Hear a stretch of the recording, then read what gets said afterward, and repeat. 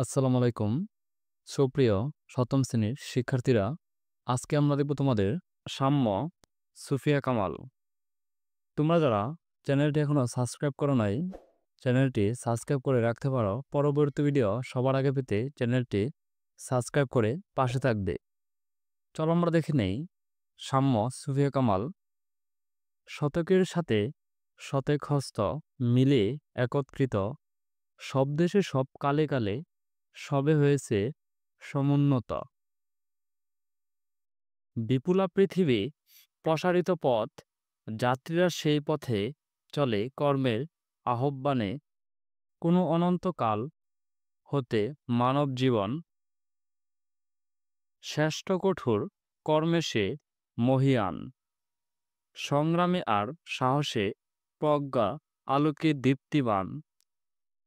পায়ের তলার মাটিতে আকাশে সমুখে সিন্ধু জলে, বিজয়ী কেতন উড়ায়ে মানুষ চলিয়াছে দলে দলে।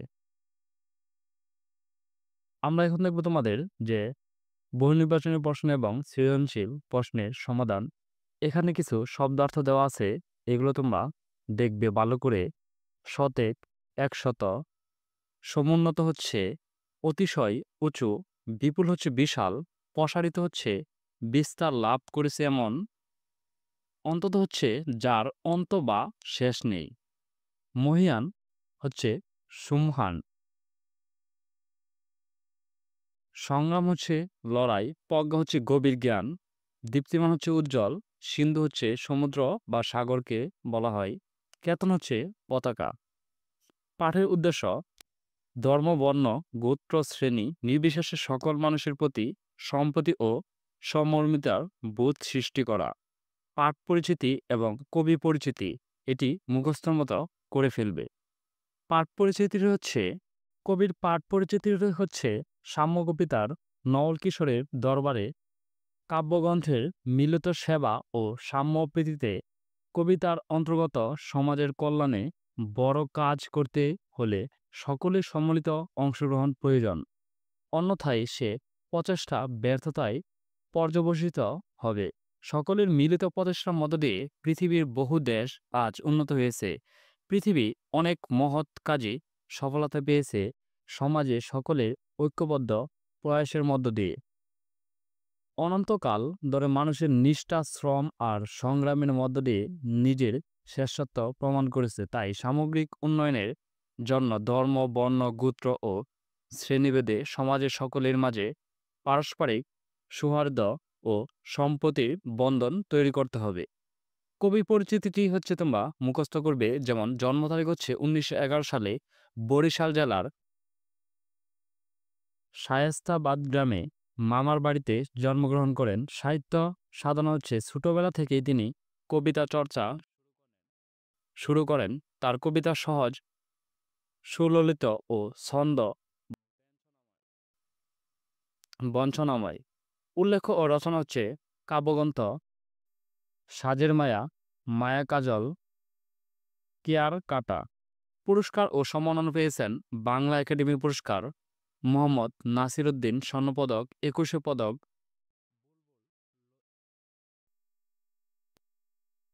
বুলবুল ললিতকলা একাডেমি পুরস্কার, মুক্তধারা সাহিত্য পুরস্কার ইত্যাদি। বিশেষ পরিচিতি হচ্ছে সফল সংগঠক ও নারী নেত্রী। ভাষা আন্দোলনে সক্রিয়ভাবে অংশগ্রহণ করেন। বাংলাদেশের নারী জাগরণ, বিশেষ করে নারীদের সম অধিকার প্রতিষ্ঠায় অগ্রণী ভূমিকা পালন করেন।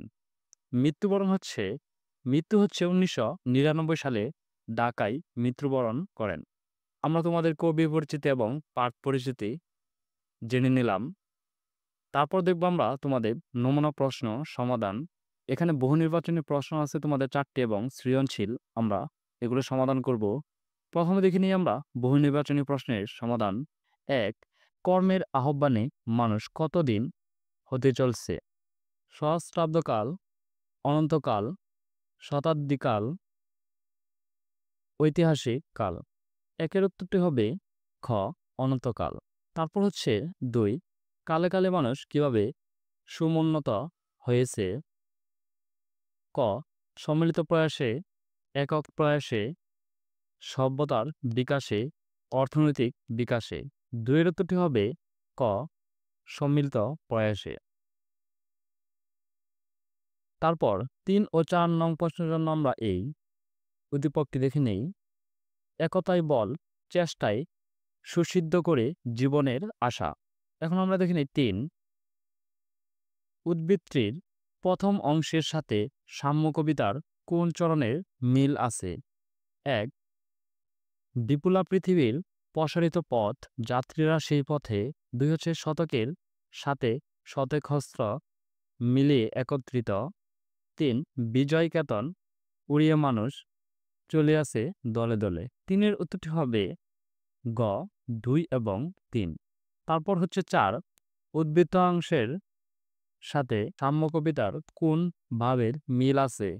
ক সংগ্রাম, খ প্রচেষ্টা, গ সম্মিলিত অবস্থান, গ সাহস। ৪ এর উত্তরটি হবে গ সম্মিলিত অবস্থান। এখন আমরা দেখে নেব তোমাদের এই সৃজনশীল প্রশ্নের সমাধান। তার আগে আমরা এই উদ্দীপকটি দেখে নেই। অমিত সাহেব একটি পাঠাগার স্থাপনের জন্য দৃঢ় প্রতিজ্ঞ, কিন্তু তার একার পক্ষে এত বিশাল কাজ সম্পাদন কোনোভাবেই সম্ভব হচ্ছে না। তিনি কারো সহযোগিতা নিতে সম্মত নন। পরে গ্রামের সকল শ্রেণীর মানুষের সার্বিক সহযোগিতায় পাঠাগার প্রতিষ্ঠা করা সম্ভব হয়।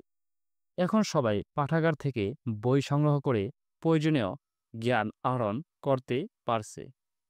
এখন আমরা এই সমাধানগুলো দেখব। প্রথমে দেখে নিই আমরা ক সাম্য কবিতায় কোনটির মাধ্যমে জীবন মহীয়ান হয়? চলো আমরা এই কয়ের উত্তরটি দেখে নেই। কয়ের উত্তরটি হচ্ছে সাম্য কবিতায় অনুসারে কঠোর কর্মের মাধ্যমে জীবন মহীয়ান হয়। আমরা তোমাদের এই কয়ের উত্তরটি দেখে নিলাম। তারপর দেখব আমরা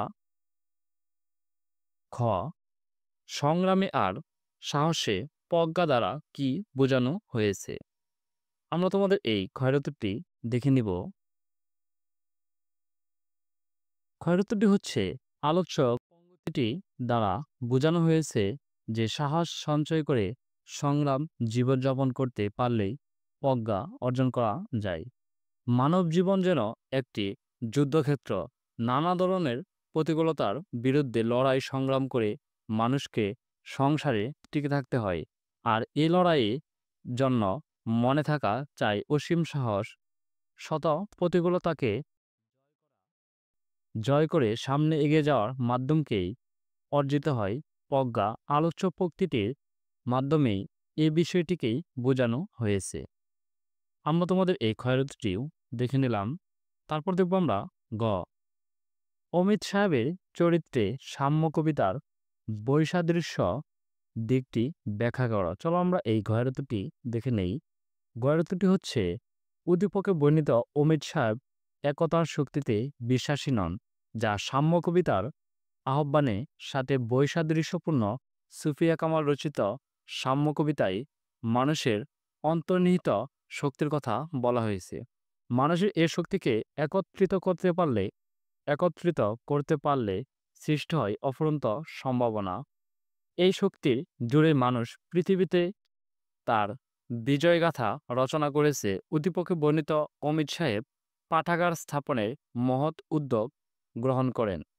এ ধরনের কাজের জন্য চাই সমষ্টিগত প্রচেষ্টা, কিন্তু অমিত সাহেব কারো সহযোগিতা গ্রহণ করতে রাজি হন না। সাম্য কবিতার প্রকাশিত ঐক্যবদ্ধতার আহ্বানের সাথে তার মনোভাব সম্পূর্ণ বিপরীত। আমরা তোমাদের এই গয়রতটি দেখে নিলাম। এখন দেখব আমরা গহ উদ্দীপকে মূল ভাব যেন সাম্য কবিতারই প্রতিরূপ বিশ্লেষণ কর। চলো আমরা এই গহের উত্তরটি দেখে নিব। গহের উত্তরটি হচ্ছে উদ্দীপকে মানুষের সম্মিলিত শক্তিতে বিজয় সূচিত করার কথা বলা হয়েছে, যা সাম্য কবিতার মূল কথা। সাম্য কবিতায় সুফিয়া কামাল পৃথিবীতে মানুষের অগ্রযাত্রায় সম্মিলিত কর্মপ্রয়াসের গুরুত্ব তুলে ধরেছেন। একতার শক্তিতে ঐক্যবদ্ধ হয়ে মানুষ পৃথিবীতে যুগান্তকারী পরিবর্তন এনেছে। এই শক্তিতেই শক্তিমান হয়ে সমাজে মানুষের অবস্থান সমৃদ্ধ ও সমুন্নত হয়েছে। উদ্দীপকে একটি মহৎ কাজ সম্পাদনে মানুষের ঐক্যবদ্ধতার দিকটি প্রকাশ পেয়েছে। অমিত সাহেব একক প্রচেষ্টায় পাঠাগার প্রতিষ্ঠা করতে গিয়ে ব্যর্থ হন, কিন্তু পরবর্তী সময়ে গ্রামের সব শ্রেণীর মানুষের সার্বিক সহযোগিতায় পাঠাগারটি প্রতিষ্ঠা লাভ করে। প্রকৃতপক্ষে যে কোনো বড় কাজ সম্পাদনের জন্য সবচেয়ে জরুরি হলো মানুষের সম্মিলিত প্রচেষ্টা। যে কোনো উদ্যোগ যদি সকল শ্রেণীর মানুষের মধ্যে ঐক্য সৃষ্টি করা যায় তবে তা খুব সহজে হয়। অধিপক্ষে গ্রামবাসীর ভূমিকা এ দিকটিকেই তুলে ধরে। সাম্য কবিতায় মূলত সকল ভেদাভেদের ঊর্ধ্বে উঠে সম্প্রীতি ও সৌহার্দ্যের পরিবেশ সৃষ্টির দিকটি প্রকাশ পেয়েছে। সার্বিক বিবেচনা বলা যায় উদ্দীপকের মূল ভাব সাম্য কবিতারই প্রতিরূপ। আমরা তোমাদের এই গুহার উত্তরটিও দেখে নিলাম। ধন্যবাদ শিক্ষার্থীরা। আমরা তোমাদের এই সাম্য সুফিয়া কামাল এই কবিতার নমুনা প্রশ্ন এবং কবিতাটি বিষয় সম্পর্কে আমরা জেনেছি। আমরা আগামী ক্লাসে দেখব মেলা আহসান হাবিব। এটি আমরা আগামী ক্লাসে সমাধান করব ইনশাআল্লাহ।